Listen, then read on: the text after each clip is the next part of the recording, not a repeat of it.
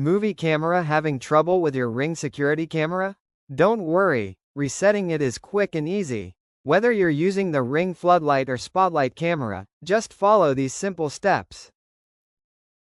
Check the power. Make sure your camera is connected to power or the battery is fully charged.